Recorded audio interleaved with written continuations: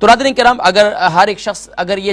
خاص طور پر اہل ایمان 10 محرم الحرام کو یوم عاشورہ کا روزہ بھی رکھتے ہیں، اور یوم عاشورہ کا روزہ رکھنے کے ساتھ ساتھ سبحان اللہ دن بھر جو ہے مختلف اعمال صالحہ بھی کرتے ہیں، اور شام کو دسترخوان پر سب ہی موجود ہوتے ہیں، اور افطار کے وقت ایک خاص دعا کا اہتمام کرتے ہیں، دسترخوان پر تمام قسم کی نعمتیں موجود ہوتی ہیں۔ ہم نے بزرگوں کو بھی یہی دیکھا ہے، اپنے آباء و اجداد کو بھی یہی دیکھا ہے، بلکہ میں نے تو اپنی والدہ محترمہ کو ہمیشہ یہی دیکھا ہے کہ جب بھی 10 محرم الحرام آتا تو سبحان اللہ دسترخوان میں وسعت کر دیتی ہیں، یعنی کہ خاندان والے بھی کچھ نہ کچھ، ہمارے اعزاء اقارب بھی آ جاتے اور گھر والے خود بھی ہوتے، اور سبحان اللہ ایک وسیع دسترخوان لگاتے باہر صحن کے اندر، اور تمام کے تمام جو ہے سبحان اللہ نعمتیں جتنی بھی ہیں، چاہے وہ نمکین ہے، چاہے وہ میٹھی ہیں، چاہے وہ یعنی جتنی ڈشز ہیں سبحان اللہ، ویسے بھی ہم روزمرہ کی زندگی میں کھاتے پیتے ہیں الحمدللہ، لیکن فرمایا کہ سبحان اللہ 10 محرم الحرام کو خاص جو ہے وہ سبحان اللہ